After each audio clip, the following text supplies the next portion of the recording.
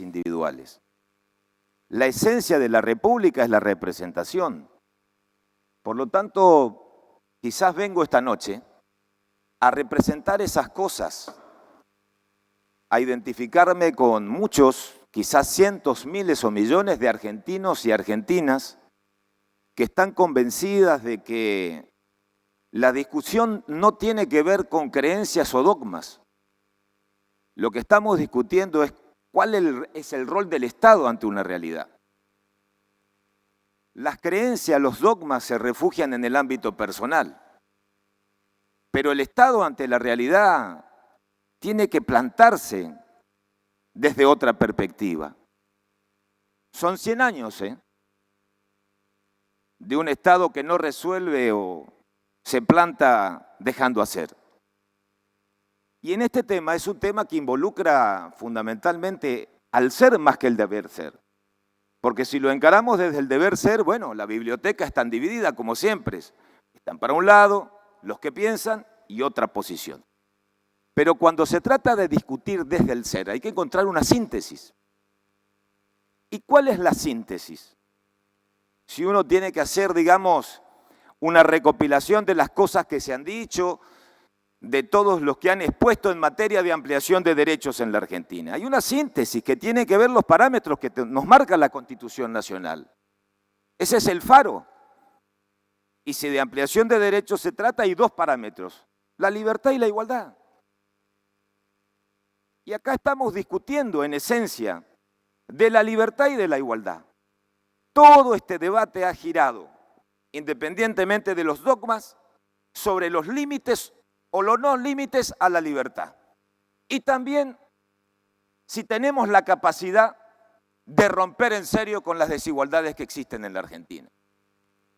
Lógicamente que si hablamos de libertad, no podemos escindirla del concepto de autonomía de la voluntad. Y en este tema, libertad y autonomía de la voluntad, el problema es que nos cuesta asumir que las mujeres ya decidieron sobre su propio cuerpo, independientemente de lo que podamos pensar, de que podemos estar a favor o en contra, ya tomaron una decisión y quieren saber dónde está, marcado con mucha fuerza lo que tiene que ver el peso de la autonomía, de la voluntad, el fracaso del Estado con la criminalización. Desde 1921 el Estado eligió como el camino la punición, la estigmatización y la criminalización. ¿Qué logró? Nada. Desde el punto de vista del freno de la autonomía de la voluntad. Lógicamente que también logró mucho. Y ahora vamos a entrar en lo que logró el Estado en estos 100 años y años de debates truncos, por no asumir un tema complejo, un tema tabú, por prejuicios sociales, por prejuicios morales, por la realidad que se vive en el día a día y que es parte del devenir, fundamentalmente de todas las historias de vida de lo que estamos sentados acá. Todos compartimos historias en los colegios, en los grupos de amigos. Sabemos de lo que estamos hablando. Entonces, lo primero que tenemos que decir es llamar a las cosas como son. Esta no es una ley que está habilitando a las mujeres a abortar. Esa no es la ley. Se aborta en la Argentina. Se aborta a plena luz del día, en nuestras narices. Ocurren. Es un dato de la realidad. Por supuesto que la sociedad lo resolvió.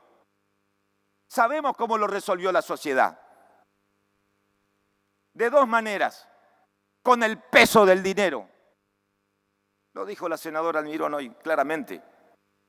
El dinero garantiza a las que tienen el acceso a la salud y la ausencia de consecuencias penales.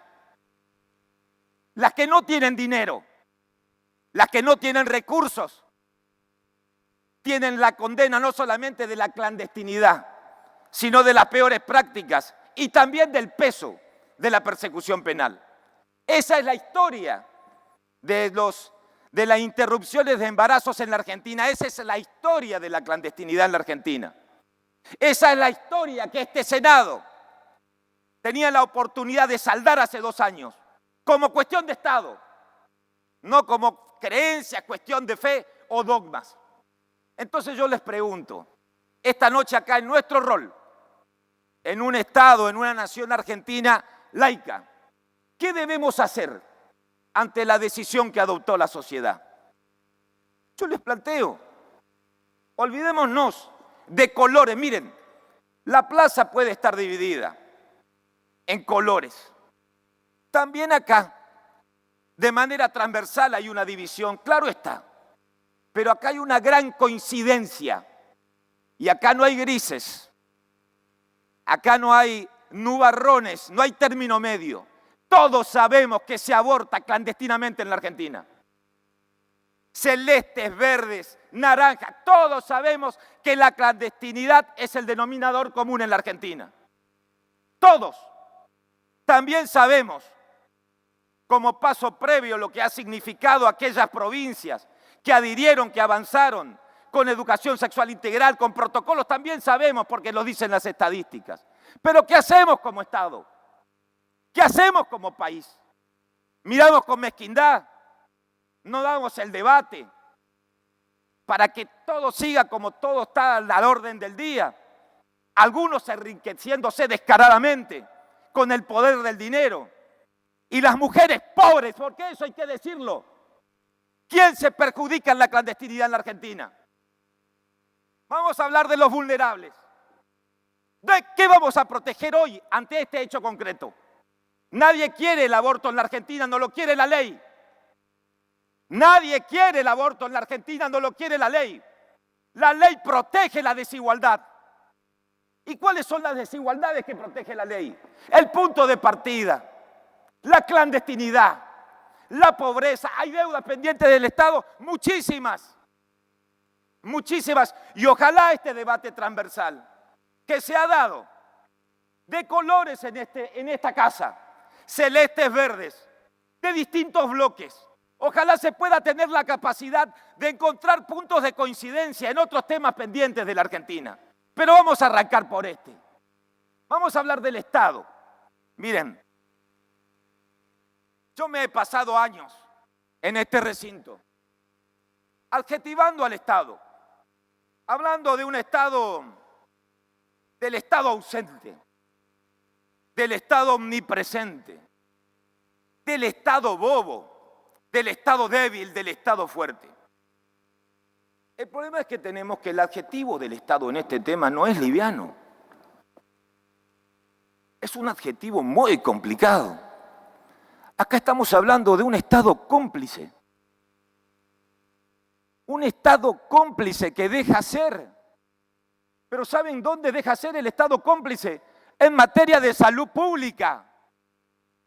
Acá no estamos permitiendo que a las mujeres que ya tomaron la decisión de abortar, y todos sabemos que la mujer que interrumpe un embarazo de manera clandestina, a la vuelta de la esquina con las peores prácticas, está desesperada, no tiene recursos.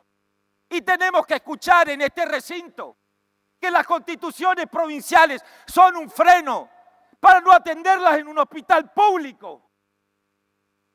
Eso hemos escuchado esta noche. Cambiando el orden de la pirámide jurídica como si fuera que no conocemos el orden público y la predación. La Constitución Nacional, tratados internacionales, leyes nacionales, tratados interprovinciales, constituciones provinciales. Pero más allá de eso, la discusión tiene que ver con una ética de la solidaridad. Eso tenemos que darnos cuenta. ¿Qué vamos a hacer con esas mujeres? Pasaron 2 años del rechazo de la ley. Díganme que alguien me traiga una estadística que en sus provincias mermó la clandestinidad. Denme un número, un ejemplo de que alguna mujer pobre golpeó las puertas de un hospital o de una salita y logró la atención o la contención. Digamos las cosas como son. Esta ley no protege a las mujeres que cuentan con recursos. Acá estamos discutiendo un tema, acá se ha dicho, se habló de justicia social. Bueno, ¿dónde nos paramos en este tema? Porque los abortos ocurren. Y hay gente que no tiene recursos. Algunos hablaron a lo largo del debate. La pandemia no es el momento para discutir estos temas. No es la oportunidad. Miren cómo aumentó la brecha de la desigualdad en la Argentina. Bueno, miren la brecha de la desigualdad. Cuando se incrementa la pobreza, se incrementa la clandestinidad. Se incrementa la clandestinidad. ¿Qué vamos a esperar? ¿Qué vamos a hacer? Por supuesto, yo recuerdo el debate de hace 2 años. Las provincias, las que tienen que adherir, las que no adhirieron, lo que hace falta. Y así seguimos. Yo creo que el Estado tiene que pisar fuerte y hay que arrancar por algo. Y este no es un arranque menor.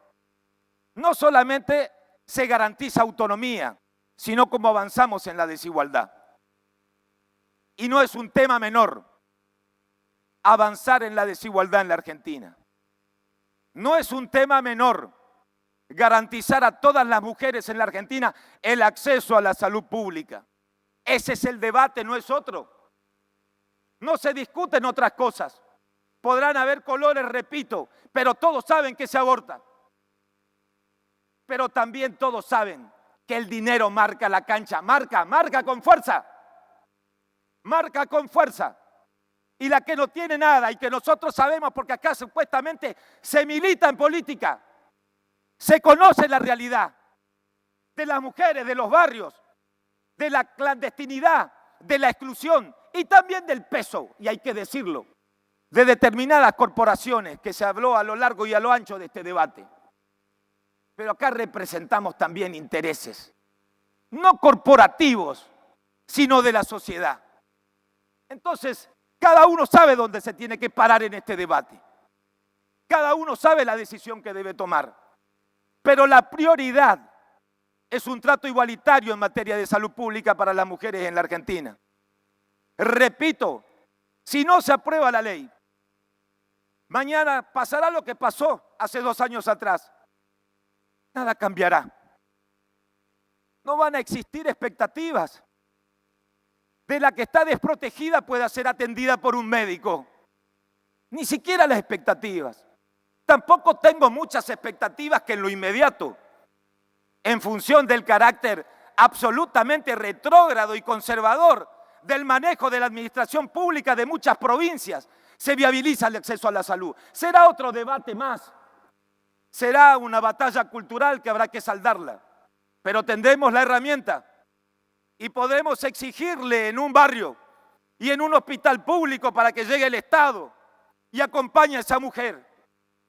Tendremos la herramienta. No habrá objeción de conciencia y si la habrá, estará el Estado. Y habrá un médico que tendrá la capacidad desde el Estado de atender con solidaridad y con responsabilidad, con un compromiso público. Porque estamos discutiendo el apego y el compromiso público. Eso es el eje del debate. ¿Qué hacemos con las que están afuera? Las que están adentro ya lo resolvieron. La sociedad ya lo resolvió. Tenemos que saldar las cuentas desde la política. Pasaron 2 años y esto es un tema que duele. Y además, miren, nadie es el dueño de la verdad. Pero es un tema que golpea a todos.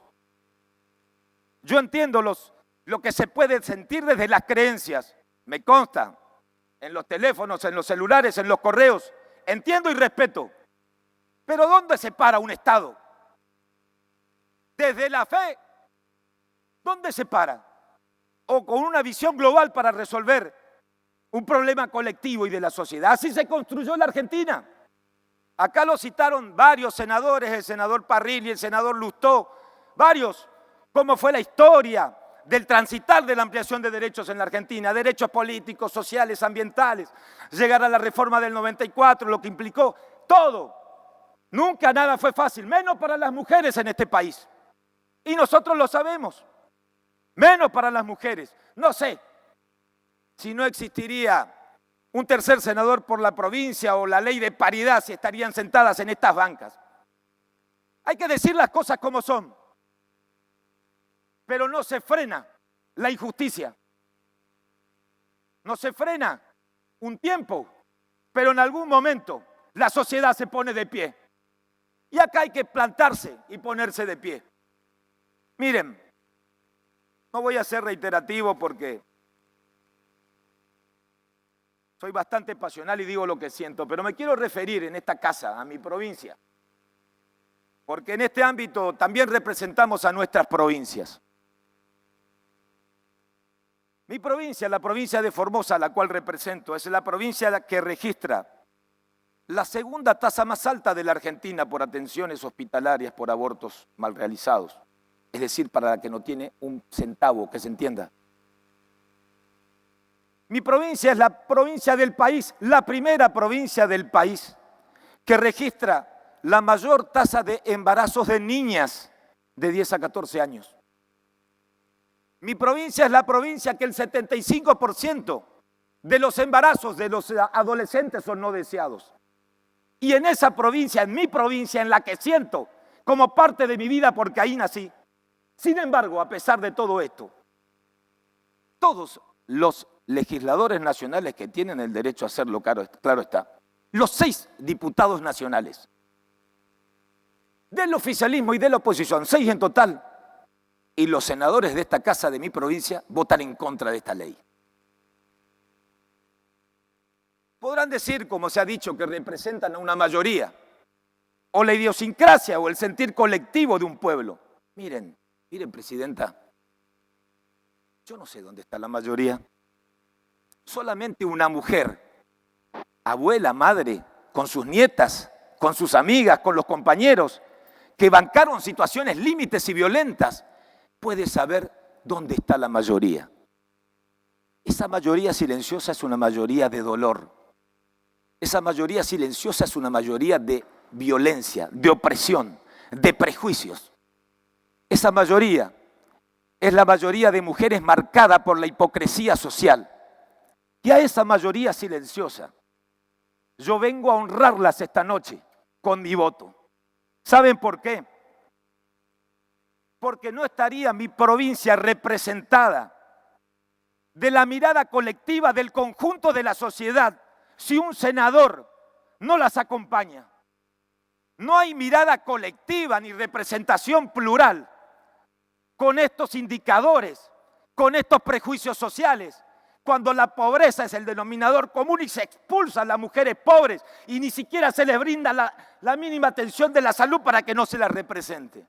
Y yo estoy acá, como hace 2 años atrás, sin especulaciones ni cálculos electorales, para representar mis convicciones y la de esas mujeres que tienen el derecho a ser representadas. Para finalizar, hablando del rol del Estado, quiero compartir una anécdota con todos.